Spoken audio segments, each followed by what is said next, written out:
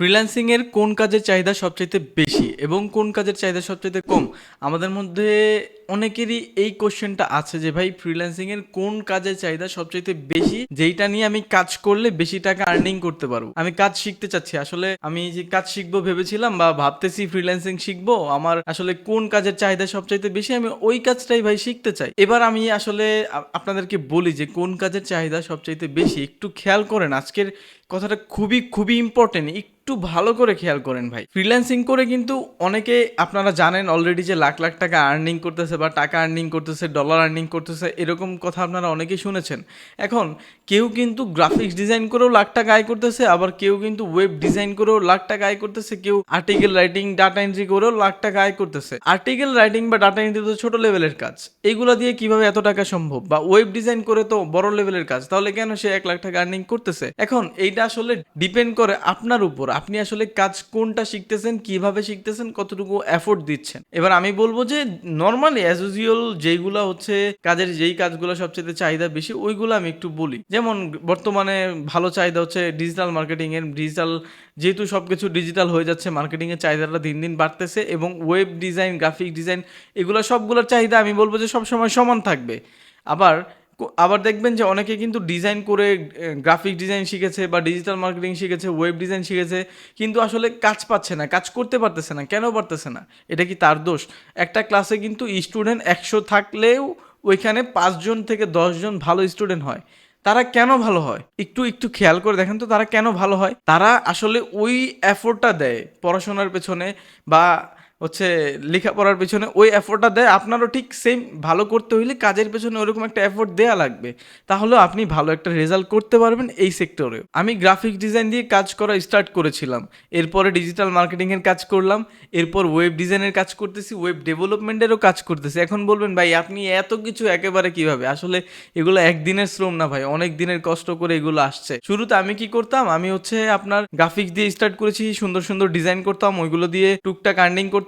আমার আর্নিং অনেক অনেক হয়েছে, আমি অন্য আরেকটা ভিডিওতে ওইগুলো নিয়ে সব ডিসকাস করব। তারপর পাশাপাশি দেখলাম যে আমার শুধু ডিজাইন শিখলে হচ্ছে না, আমি মার্কেটিংটাও শিখে ফেললাম। তারপর ডিজাইনের কাজটা আমার একটু প্রবলেমের কারণে কমে গেছে, দেন আমি হচ্ছে মার্কেটিং এর কাজ খুব ভালোভাবে করা স্টার্ট করলাম। পাশাপাশি আমি ওয়েবসাইট ডিজাইন করার ট্রাই করলাম, শেখা ট্রাই করলাম। আস্তে আস্তে আমার ডিজাইনিংটা হয়ে গেল। এখন মোটামুটি আমি ওয়েব ডিজাইন, ওয়েবসাইট এসইও এবং ওয়েবসাইটের সব যত ডিজাইন আছে সবগুলো আমি করতেছি। আপনার স্লাইডার, ব্যানার, পোস্টার, ফ্লায়ার, যত যাবতীয় যা লাগে ডিজাইন করতেছি, এসইও করতেছি, প্লাস ওয়েবসাইট ডিজাইন করতেছি। তো এখন বিষয়টা হচ্ছে যে ভাই আপনি কাজটা কিভাবে শিখতেছেন? আমি যেভাবে শিখেছি আপনি আমার মতো শিখবেন তা না। আপনি চিন্তা করছেন যে ভাই আমি ফ্রিল্যান্সিং শিখবো ভাবতেছিলাম, তো আসলে কোন ক্যাটাগরিটার চাহিদা সবচাইতে বেশি? তো এই মেসেজটা খুবই ইম্পর্টেন্ট, এটা একটু ভালো করে খেয়াল রাখবেন। আর এই মেসেজটা নেয়ার পর বা আপনারা শোনার পর আমাকে কমেন্ট বক্সে সুন্দর করে কমেন্ট করে জানিয়ে দেবেন ভাই আমি এই কাজটা শিখতে চাচ্ছি। আচ্ছা, মেসেজটা হচ্ছে যে আমি 3 ধরনের 3টা কাজ জানি।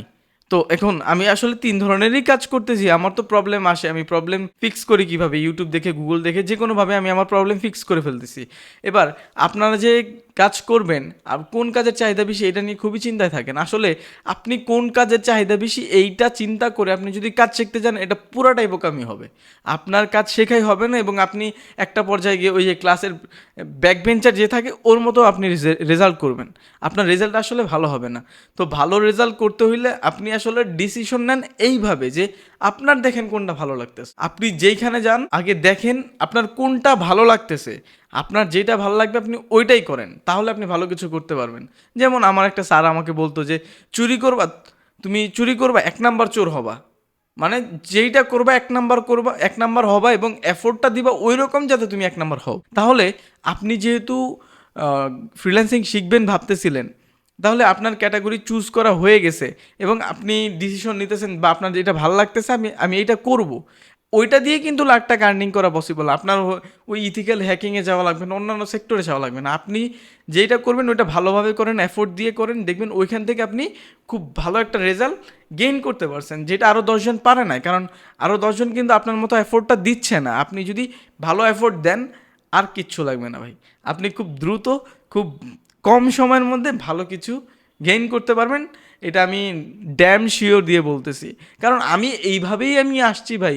আজকে আমি 5 বছরের এক্সপিরিয়েন্স কিন্তু শুধু শুধু আসে নাই, অনেক পরিশ্রম করতে হয়েছে, অনেক খাটতে হয়েছে, আমি অনেক সময় ইনভেস্ট করছি এটার পেছনে, এরপরেই আমি এখন আর্নিং করতেছি। বুঝতে পারছেন বিষয়টা? সো আপনি আসলে ওইভাবে চিন্তা করবেন না, আসলে ফ্রিল্যান্সিংয়ের কোন ক্যাটাগরির চাহিদা সবচাইতে বেশি, যেটা চাহিদা বেশি আমি ওইটাই সবচাইতে ভালো করে শিখবো।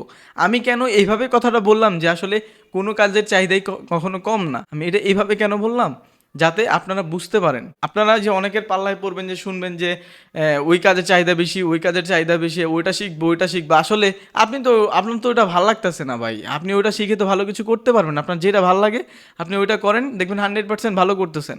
আর যেটা করবেন ভালোভাবে এফোর্ট দিয়ে করেন, তাহলে হয়ে যাবে।